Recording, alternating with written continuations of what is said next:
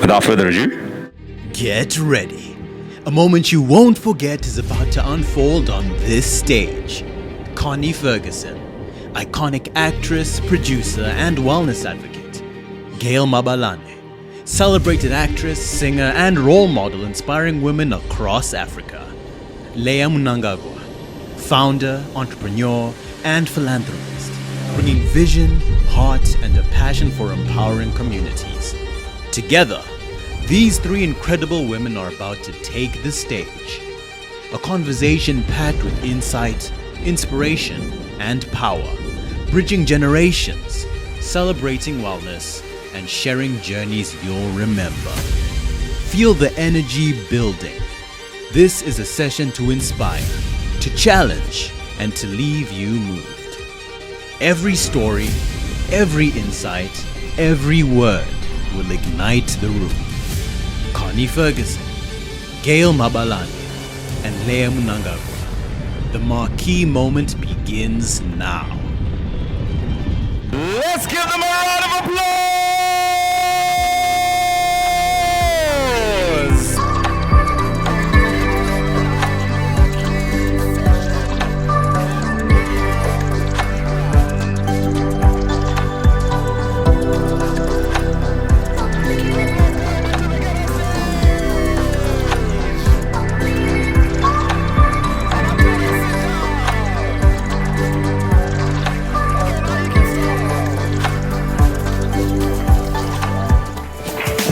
Far from each other, yeah. Okay, far. Yeah. We need to be closer. The microphones are now working. So Connie, right next to you is a microphone. I do have it. Thank you. Thank you, everybody, and thank you for that warm welcome. It's such a pleasure and an honor to be on stage today with two icons, and in my wellness journey, for those who were here earlier, you saw the video, and they've played such an important role in my journey, from what was a dream to now what is reality. So without further ado, we're just gonna dive straight into it. We've seen the video, we've watched the Instagram posts, but now Connie and Gail, may you introduce yourselves the way you want to be introduced. I'll start with you, Connie. I'm Connie Ferguson. A lot of people who know me are younger than me. They call me Dimamzo. So I go by that as well. I go by Oscons. I'm a mother to Lesedi and Alicia. I've got two daughters and two grandsons, Ronewa and Masiho. I'm a very blessed woman. I'm a child of God. That's how I'd like to be known. Many of you know me as an actress and a producer, but I'm really just a simple girl who loves life and lives for joy. Okay. Sure, no pressure, right? Can I just say that introduction? I think for people like myself, and I'm sure for you as well, Sis-Cons, it's great and it's amazing, but it's always like an awkward moment because it's like so much pressure for us to say something significant here today. But I'm Gail Mabalane. I am originally I am from South Africa. Grew up in a small town, Kimberley, where the diamonds are found. So I'd like to think of myself as an export of the Diamond City. Living in Johannesburg, I'm married, I've got two kids, a 10-year-old daughter and a 7-year-old son. I'm a mom, I'm an actress, but more than anything, I think, especially now that I've turned 40, which has been a wild ride, it's been an incredible journey for me just finding purpose. And that's where I'm at now, I'm chasing purpose, and it's an incredible honor to be here. Wow, thank you so much. What I would want to know is, and I'm sure everybody else would want to know, is how do you protect your peace? How do you maintain your fitness and your fitness journey with the busy schedule that you have? Sure. Yeah, that's like a lot of juggling. But I think what I've come to embrace as I've gotten older is, we are spirit beings. We live in a body and we have a soul. And our soul comprises of our mind, our will, and our intellect. Our will, our intellect, and our emotions. And I've learned that we spend a lot of time focusing on the emotions and empowering ourselves and talking to friends and all of that, which is great. Empowering with intellect, books and everything. Then we go to the gym, we do all of that, taking care of our body. But one of the things that we tend to neglect is our spirit and the development, strengthening our spirit, man. Because for me, that's where everything is emphasized. That's where I get all my strength from. So for me, in order to spread myself thin, I first need to be strong in my spirit. So for me, that's what I focus on when my day starts. I focus on building up my spirit, and then everything else just falls into place. Yeah, thank you for sharing that, Gail. And you, Connie?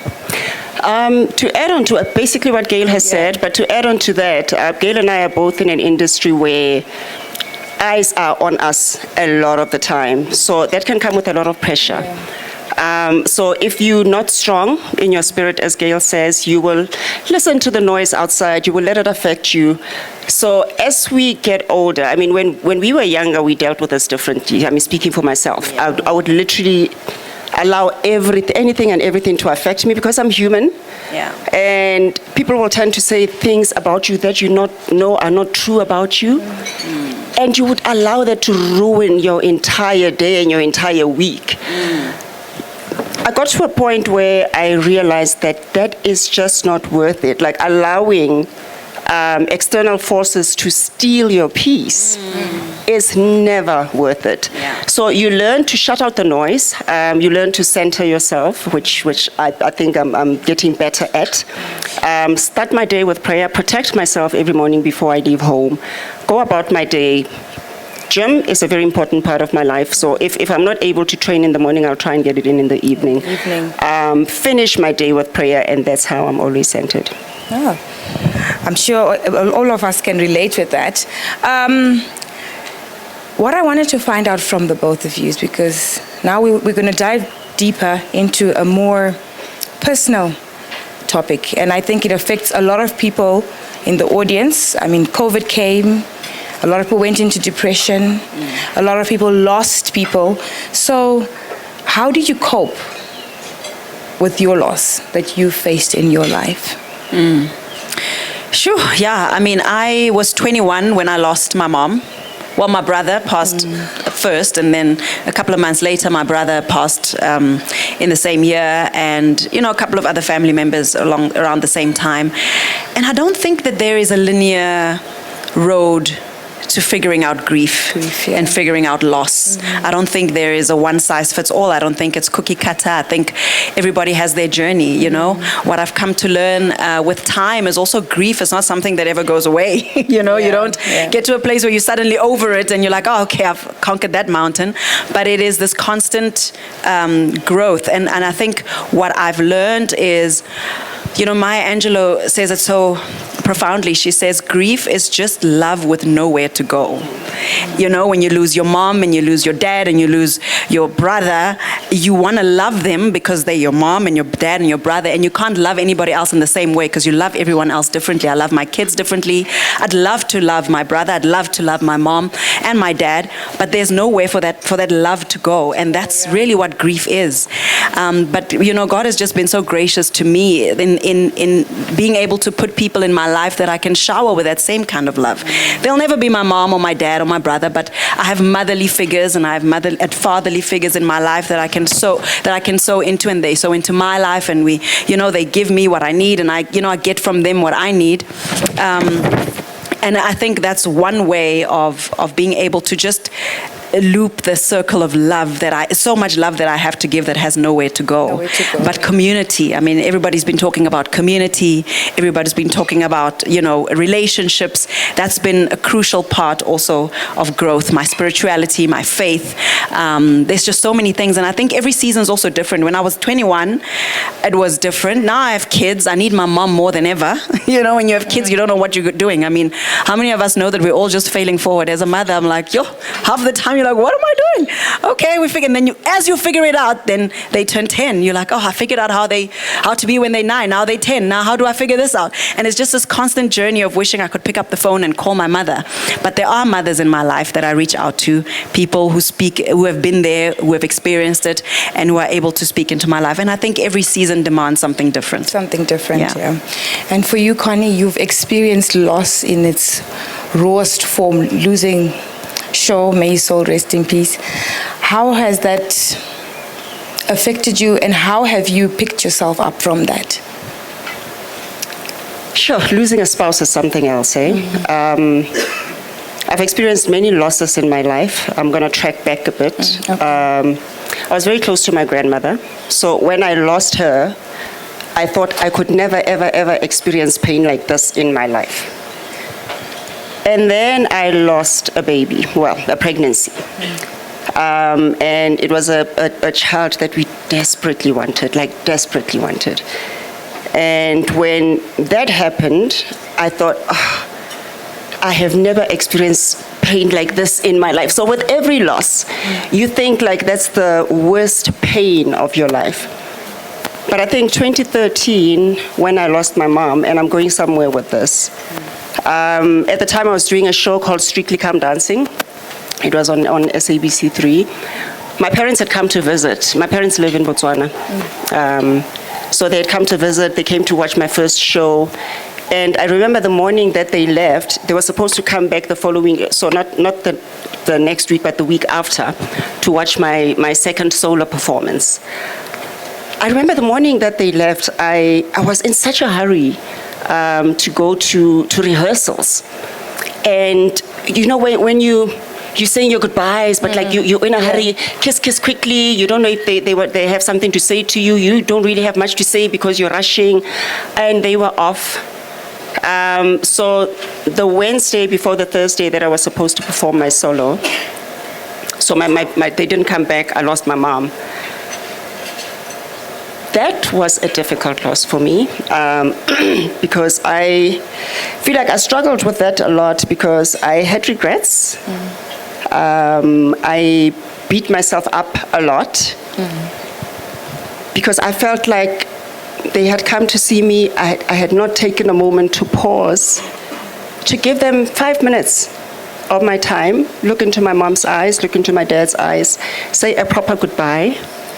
I tried to imagine what she looked like when we said goodbye. I tried to remember the words she said to me when we said goodbye.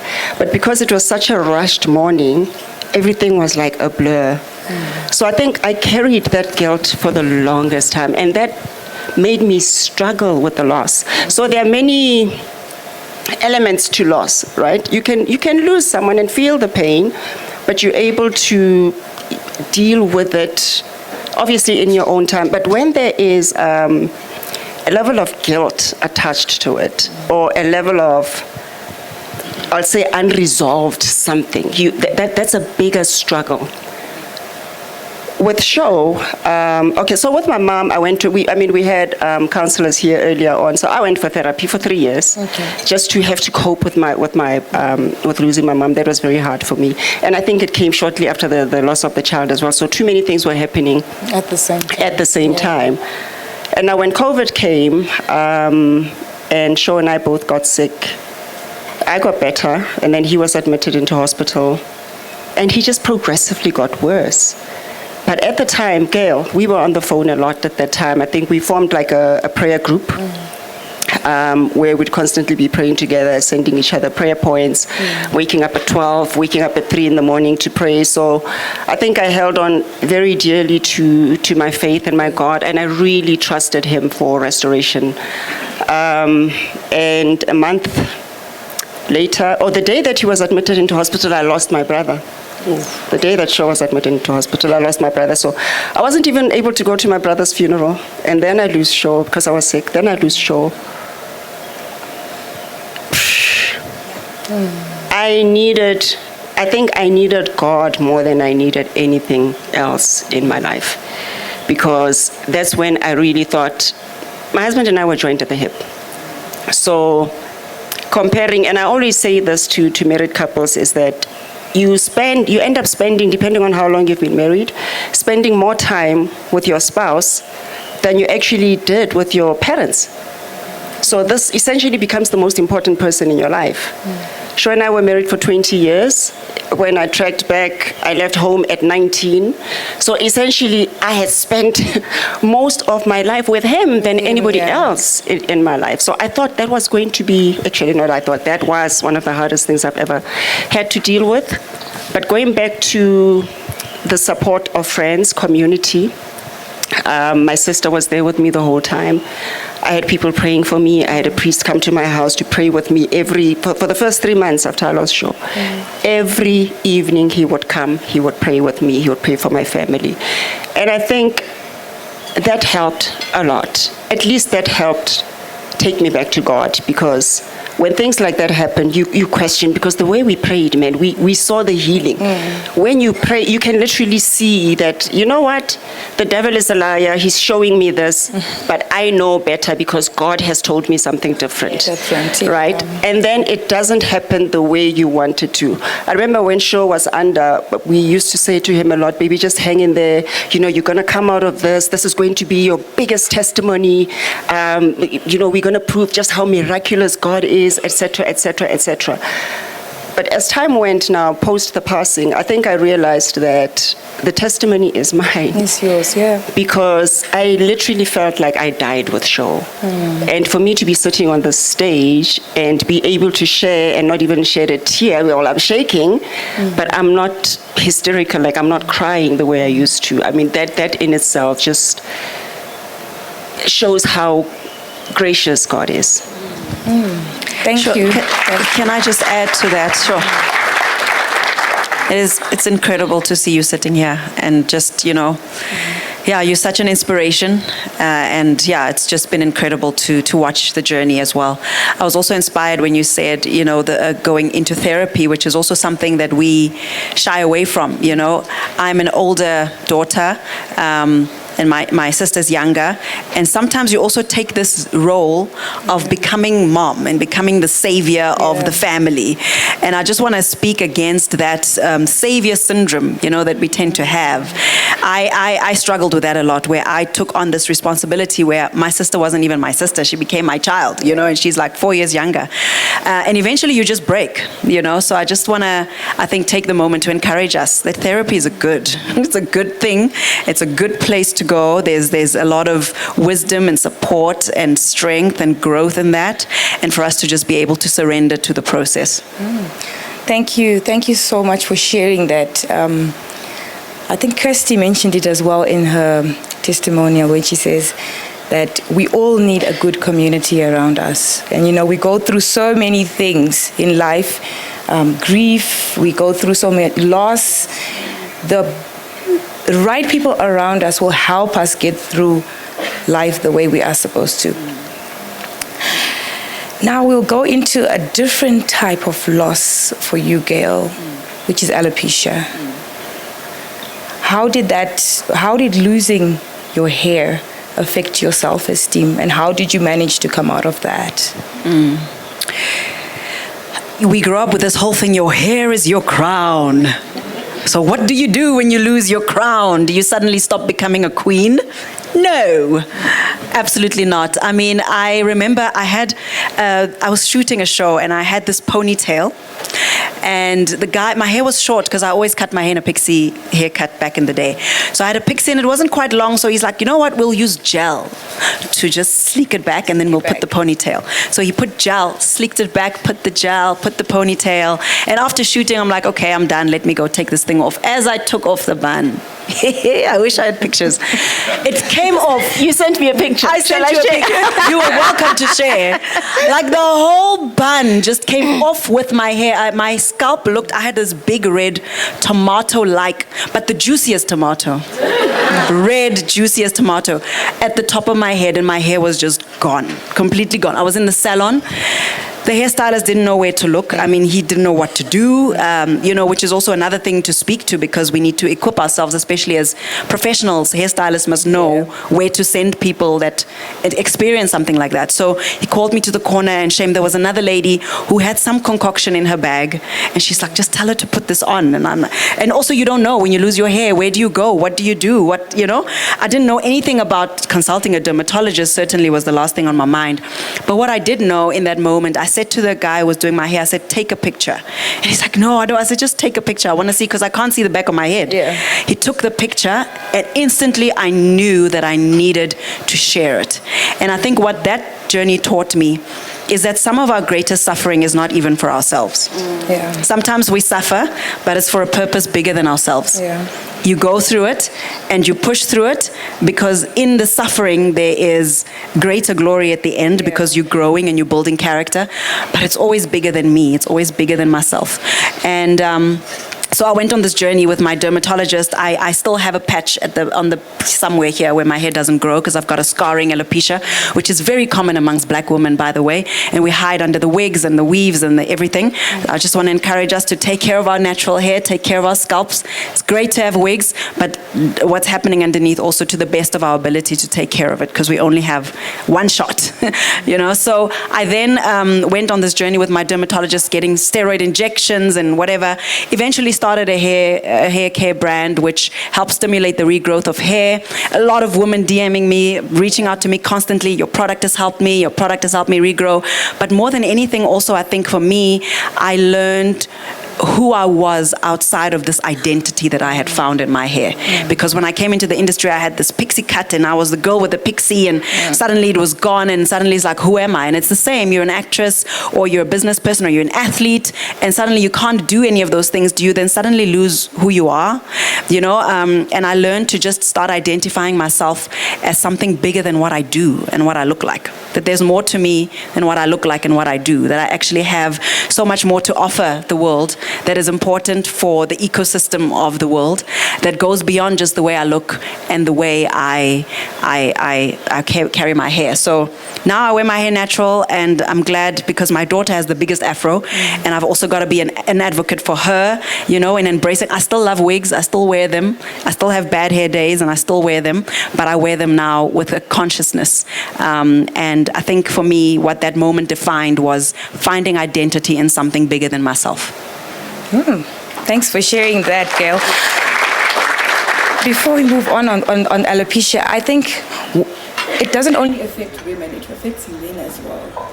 And the reason why I decided to talk about this topic is, what would you say to the man in this room who's suffering from hair loss and who is very self-conscious about it? Yeah. Get a cheese scope. Yes. Go cheese scope. It's okay. My husband hasn't had hair since he was in high school, which is a shame. He really wants an afro, and I'm like, thank God he doesn't have hair. You know, I think the most important thing with hair loss is identifying and seeing it early. So the moment the hair loss starts, the moment you start seeing something, a little bit of a patch, a little bit, because what you want to do is slow down the process of the progression, right? CCCA, which is a very particular kind of hair loss, which is the one I have, is a scarring alopecia. So if you're not treating the inflammation on your scalp, you are causing scarring, which is permanent. So the moment you see a little bit of something, immediately consult a dermatologist. We spoke earlier about seeing professionals. I think we have this thing, especially as black people, right, where we know everything. We want to mix concoctions in our kitchen. We want to mix, and we're like, I've got a friend who's got this, and consult a professional, because get it properly diagnosed. So even for men, if you see it early, get it properly diagnosed. But if it's like you get the bald pattern alopecia, which is like it is what it is. When the follicle is gone, you know, when your hair gets like shiny, when scalp gets like shiny, and it's just like you can see there's no follicle. Sometimes you can see the follicle, but when it's shiny and there's no follicle, then that's transplants, you know, wigs, but you want to prevent that. So the sooner you get the treatment and get it properly diagnosed, get on a proper treatment plan, and stop with the pulling and because we also do a lot of stuff. There's a lady here who said her hair doesn't grow because she's just it's through so much processing, dyes and chemicals and pulling and braids, and even the dreadlocks are great. They really are. Where's Uncle O? Yes, beautiful dreadlocks. They're not dreadful, but a lot of people pull them so tight, and over time it just causes traction alopecia. The hairline starts moving back and back and back. So the earlier you treat it, the better. Thank you. Now over to you, Connie. We spoke about menopause earlier on, But now I want to hear, I think we all want to hear from you, someone who is actually in menopause. What has your journey been like? And how have you managed to cope through this season in your life? So menopause is an interesting one because we may think we know what it is, but I don't think we really know what it is. So I think we all still need to get educated about menopause, including myself. I had a hysterectomy when I was 38 years old. And I learned that immediately starts that's like the start of menopause when you have a hysterectomy. So I'm 55 now. So I could even be postmenopausal, but I don't know. So I'm thinking I'm menopausal, but I could be post because I'm not experiencing any symptoms. I think when I was in my 40s, I didn't even know that was menopause because we went through stress, the night sweats. Like literally you wake up in the middle of the night, your pillow's wet, your sheet is wet, you have to change your pajamas. So that happens a lot. So I don't know then if I was peri or in menopause. Or in menopause, okay. But when I consulted my gynecologist at the time, post that, then I was menopausal. So I may be post. I hope I'm in the post phase. Yeah. Because if I am, then yes, I've conquered the devil. Because the way this thing is described, right? I didn't go onto hormone replacement per se. The doctor can advise. They gave me something called Femigel, so that you just apply in the inside of either your wrist or your arm, sometimes your thigh. They say I just used my arm, it was easier for me. And I think that helped just contain my symptoms. So I've never really experienced bad symptoms, and that could be for another reason too, the fact that I'm so active. So because apparently that can also help manage menopausal symptoms. Okay, and now you've touched on the active part, and I think everybody in this room knows you for your videos that you post with the Star Girls. And how do you juggle everything? Being a businesswoman, entrepreneur, going through menopause, being a mother, a grandmother. How do you manage to just maintain a healthy, fit lifestyle? Honestly, for the longest time, everything is trial and error. Because we learn through our mistakes. You get it wrong, you see that you got it wrong, okay, you try again. If I may quote an example, when Show was still around, I think we were doing Rockville, I think it was season 3 of Rockville and whatever. And we were working towards having a telenovela. Okay. So our schedules were packed. We would be working the whole day, we would come home tired and still work. And when you have growing children that are in school, when you're home, they want your attention. Yeah. When they speak to you, they want you to look them in the face when you respond, not look from your computer and respond and then assume that they heard you. So we had our aha moment when Alicia and Lesedi both walked into our room, closed the door, pulled up 2 chairs and sat down with us and said, Mommy and Daddy, we need to talk. And they had such a heartfelt conversation with us to say, they know we're busy, they appreciate that we have a lot of people to feed, meaning the people that work for us, they appreciate that we're taking care of them, etc., etc. But they are feeling left out of what we are doing. Show and I looked at each other before we thought, are these kids mad? They have food, they have a roof over their heads, but then something just said, listen, just don't even interrupt, just listen. We let them speak.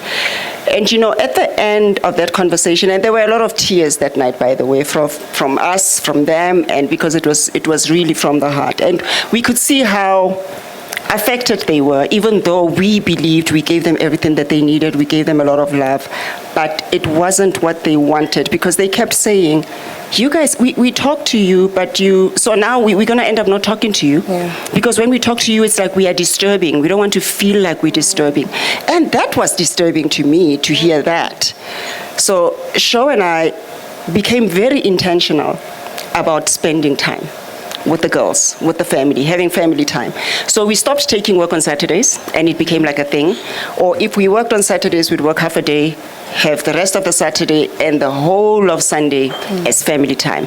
Started taking more holidays together, so being intentional about everything that we do as a family. And since I lost him, I have a core community that is very close to me, my two friends that came with me today. Very intentional about our workouts and our outfits. The Star Girls, yes. Every Saturday when we do like a dungeon session, we would go have breakfast afterwards, catch up. So essentially what I'm trying to say is you can never balance anything unless you become intentional about doing the things that matter. Yes. Yeah. Because there's always a lot to do. There's always a lot to do. And the thing is, we can't do everything at the same time. At the same time. Thank you, Connie, for that. And for you, Gail? I just think, there is order in priority, or there's priority in order. What does the English say? You know what I'm trying to say. You prioritize what's important. What is important. And I think for me, even you grow up and you have kids, especially when you have kids, a family, you blink and they're 5, and then you blink and then they're in high school, and then you're like, where did all the time go? Yeah. And you just never get that time back. So for me, I've learned to prioritize, to keep the main things the main things. There are things like money comes and goes. It's nice to have, but it's here today. Then you have and you don't. Then you have more. Then you have less. Then but your kids and your family, that is a constant, right? And that is a thing that I feel, for me, I'm able to put as top priority. I'm not saying I'm not working. I'm just saying I prioritize. I schedule my work around family, and not my family around my work. And I think people come to respect that, and people come to appreciate that. In life you don't get what you want, you get what you negotiate. So if you're able to go, this is how like you saying, I'm not working Saturdays, and you have that privilege, then don't work on Saturdays and use it for family time. So for me, it's just prioritizing. And then even the health thing, I used to think the health thing was right at the bottom of my list, like, oh, man, when I have time, I'll go to the gym. Now, I need the gym. As you get older, you cannot not be active. You cannot not invest in yourself. And I think even as a mom, as much as you prioritize family and there's work and there's gym, it's also become super important for me to prioritize me, to put myself, to fill my cup, because you can't pour from an empty cup. You can't give what you don't have. So if I don't have peace, I can't give my children peace. I'm annoyed the whole time. I'm frustrated. So I'm intentional about taking care of me. And when I'm taken care of, I'm able to pour into my children. I'm pouring into my work, into my husband, into my business, and I'm able to give because I've filled my cup. So that's become one of the priorities for me, to just constantly be intentional about taking care of my mental health, my physical health, and my spiritual health, and making sure that I am the best version of myself for all these areas of my life. Yeah, that's so true. And as a mom of 4 girls and 2, we know that we have to model the behavior. Yeah. Because if we want our kids to be better in life, then definitely we have to model that behavior for them.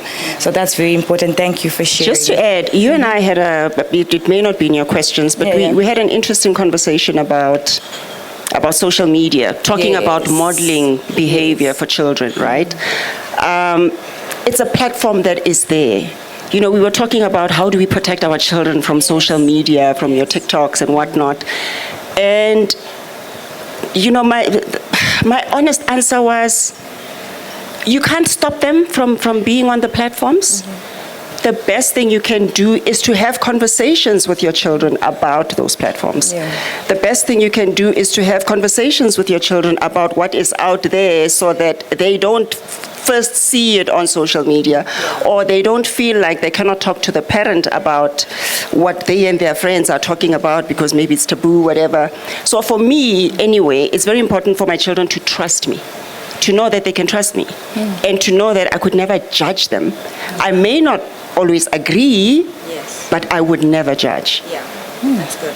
Thank you, Connie. For you, Gail, I remember our conversation about our kids and social media as well. What would you say to the mom that's struggling, or to the dad that's struggling with the social media issue with their child? You know, I think we are in 2025, and we can't enforce the way we grew up on our children today. But there is a place where you get to be mother and you go, no. Yes, that's true. Not happening. And I think that sometimes we're scared because we want to be our children's friend. Friends, yeah. My children are my friends, but there's also a time and place for that. I think there's an age where you're mothering, and there will come an age where now you can be friends because the foundation has been laid. And I think in the foundational phase for me, what I've learned, my children are still small, so they want iPads, they want to be, and we're like, no devices. It's just not healthy. I've seen my children in the home when we tried the whole iPad thing, and each one had on their earphones. They're not interacting. No one's talking to each other. This one, and then this one sees something, and the behavior starts playing out. And then this one sees something on YouTube, and then she tries to backchat, and I'm like, what? What happened? Which show is that on YouTube? You know, so it just, you can see that the behavior starts changing based on what the kids are consuming. And for me and my husband, I think it was just important for us to take a little bit of control while they're still small and go, they don't know what's good for them. They're 7, they're 10, they actually don't know. And when they're old enough, they can get a device, but for now, so just trust your gut. I think as a parent, we are there to steward and guide these little people, and that has been the guidance for that has been placed in us innately. So we mustn't question that.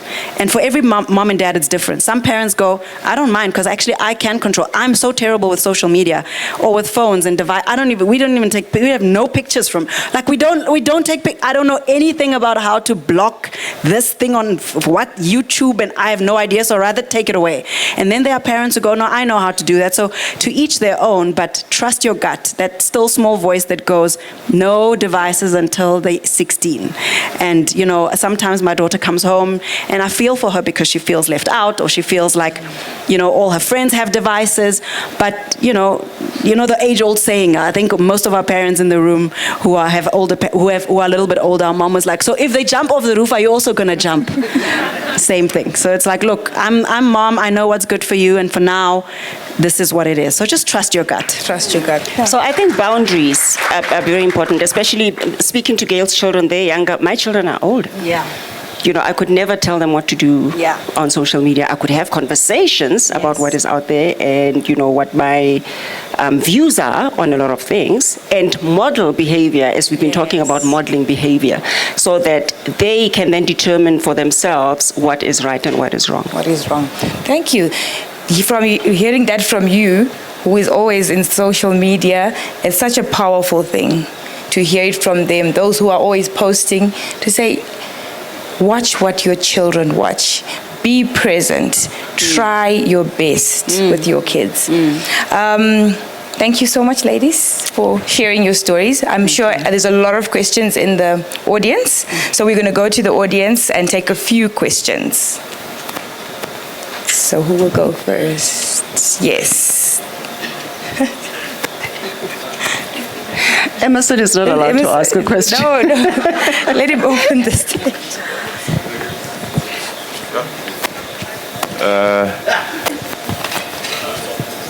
Hello. Yes. Hi, Gail. Hi, Connie. Hello, Manier.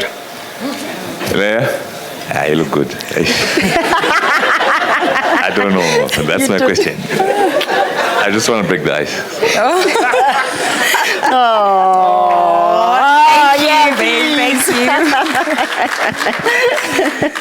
Thank you. Okay.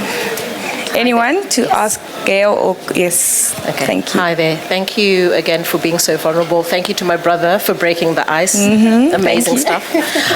So I think to Connie, and I think all you ladies have touched on it, spirituality is a big aspect. Sorry, what's spirituality? Yes. And your belief in God.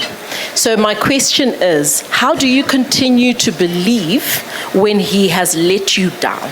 When it feels like He has let you down. So you were talking about having experienced loss, and you've been praying and praying, and I've been there before. When you pray and pray and you've seen Him do extraordinary things in people's lives, but that's not what's happening to you.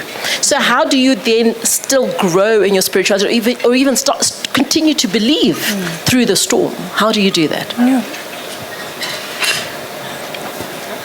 Gail, you can For me personally, I've had to learn, because also when my brother got electrocuted in a freak accident and passed away when he was 23 years old, and then I lost my mom on Christmas Eve that same year. So I had a lot of anger towards, God, and go like, seriously, I mean, we're going through so much already. Why did this have to happen? But and maybe one day when we have the opportunity to see him face to face, we'll ask the question clearly. But for me, I think what encourages me is to always remember that he's a good God. Whether you go through something tough or you don't, he's a good God.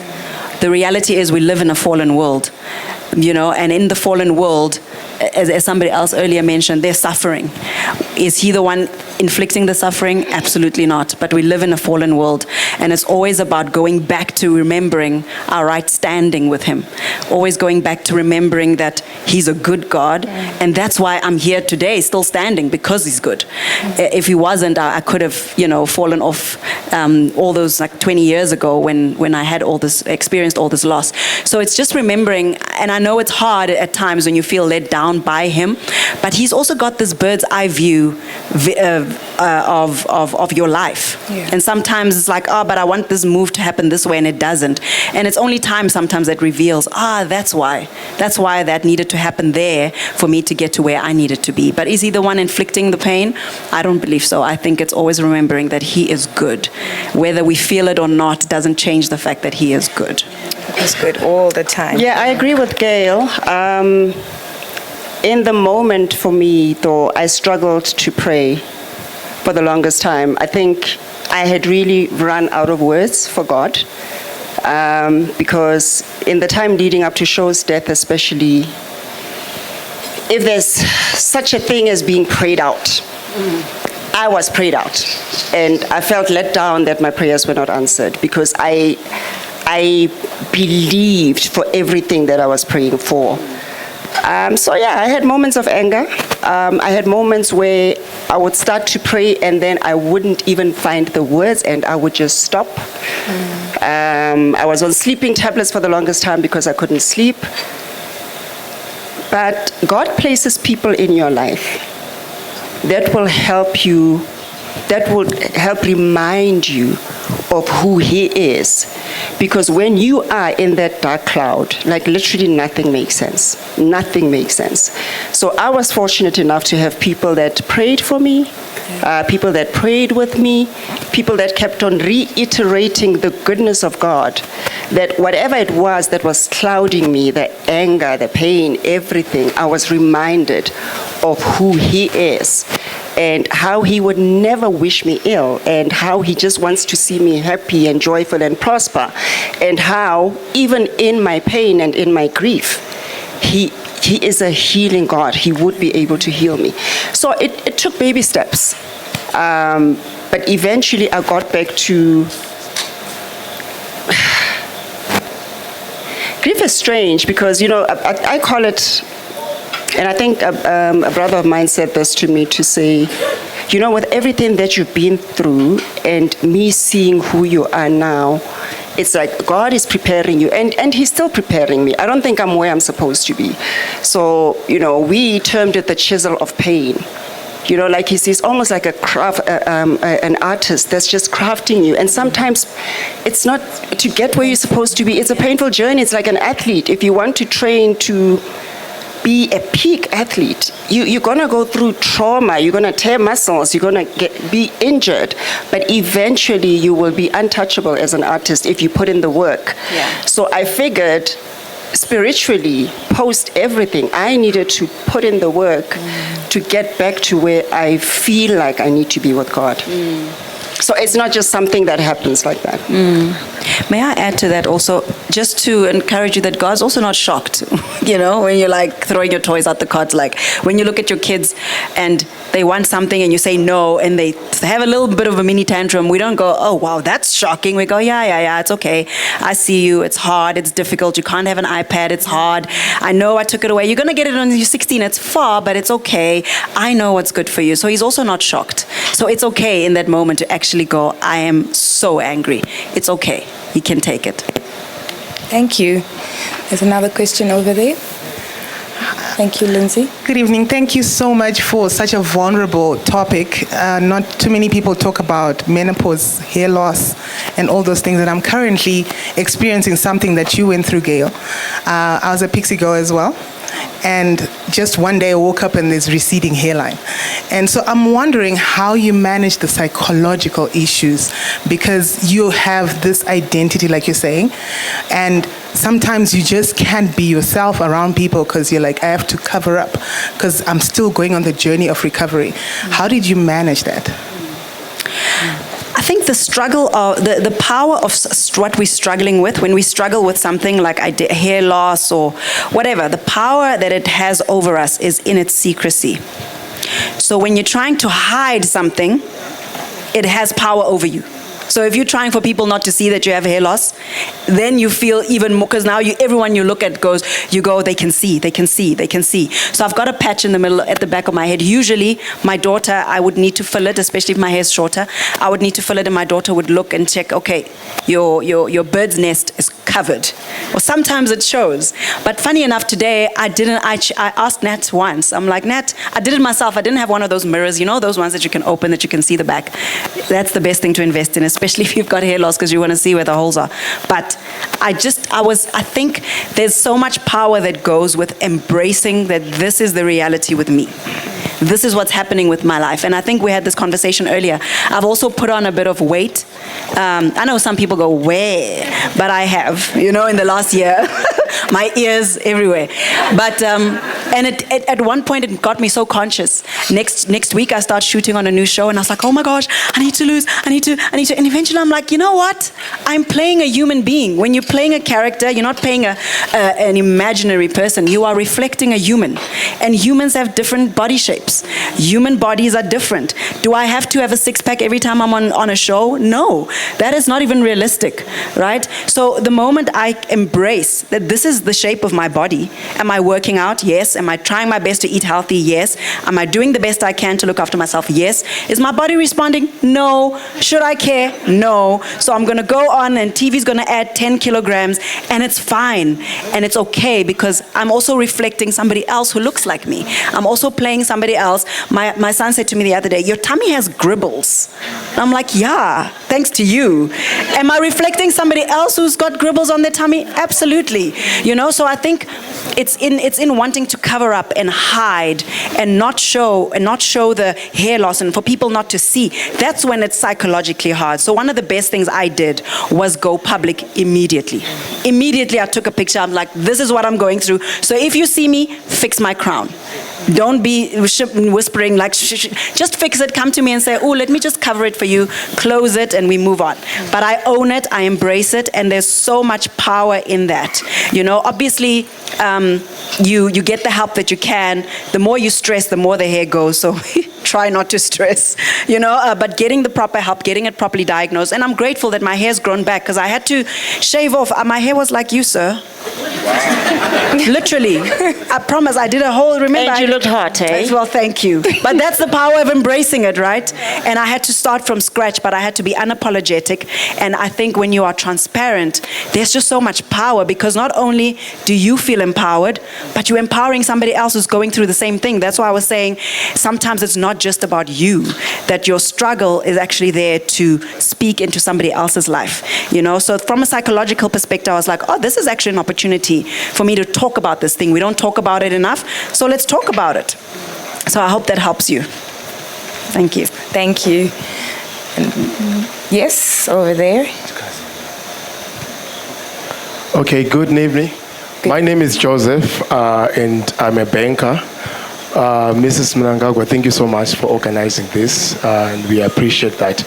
My question to Gail and Connie, but before then, I just want to appreciate you for flying all the way from South Africa to come and be with us this evening. Yes. So I know you ladies are in show business, and show business comes with a lot of pressure. The pressure to look good, the pressure to impress, the pressure to, entertain your fans.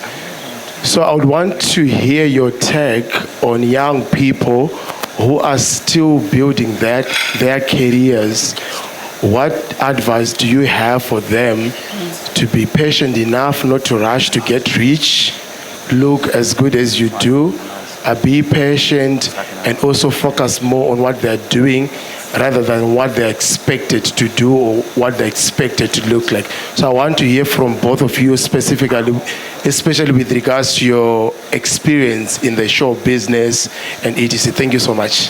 Thank you. Our industry is hard, hey? And sometimes it takes someone to get into it to realize just how hard it actually is. It's not as glamorous as it looks.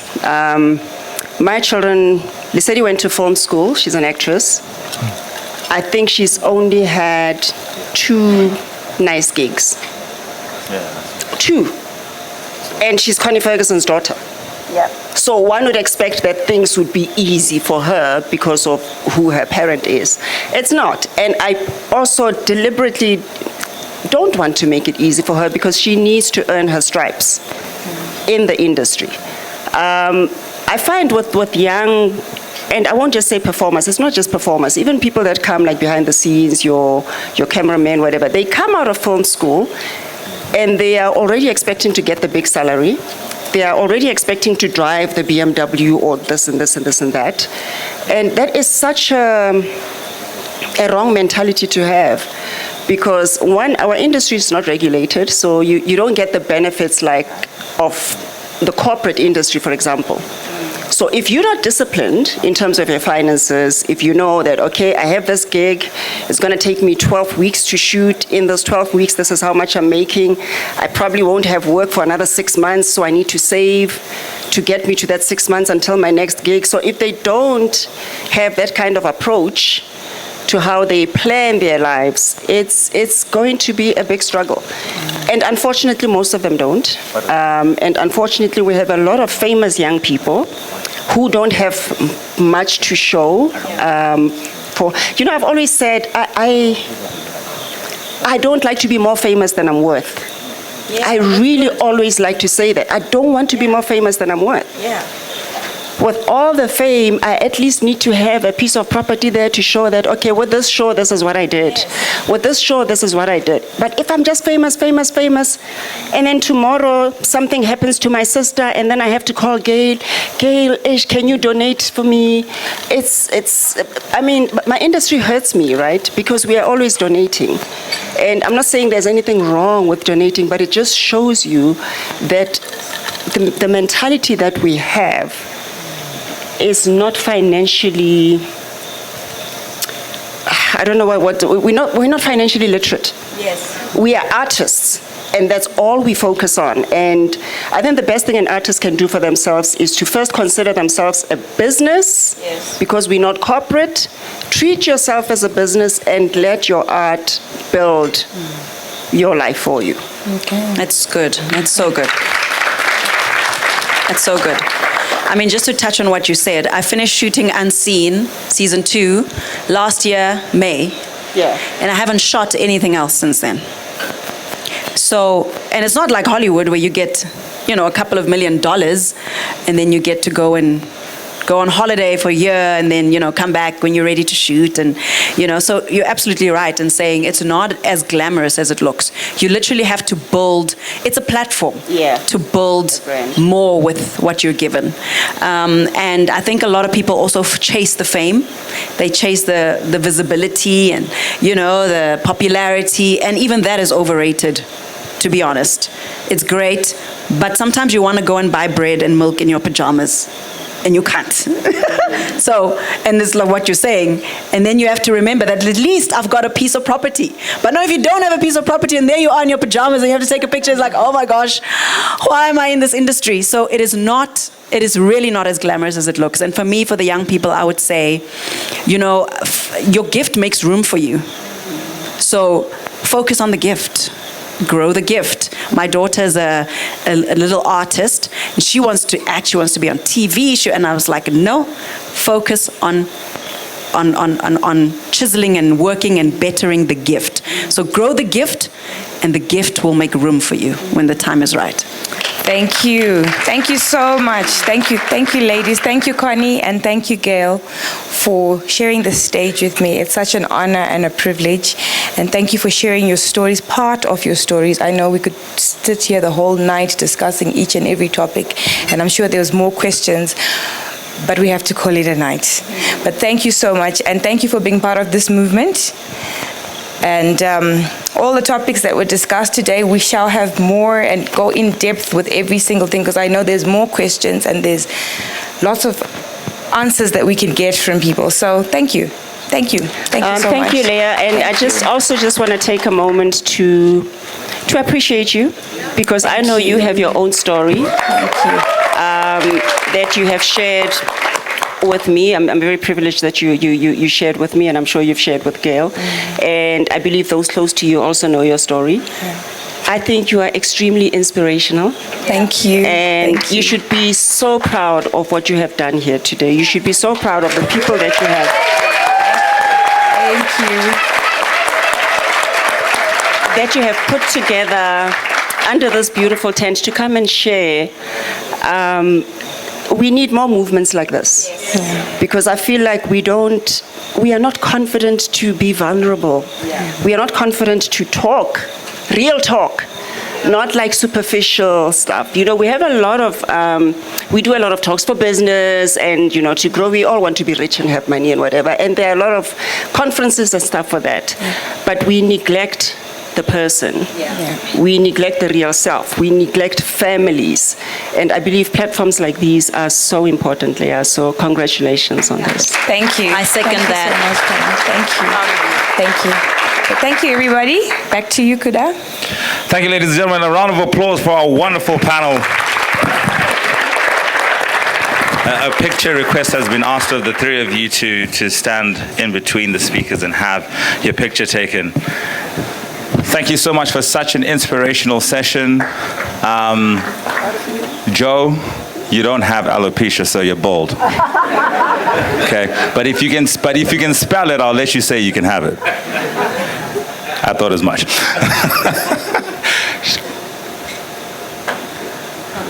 Thank you so much, ladies and gentlemen. Our marquee session.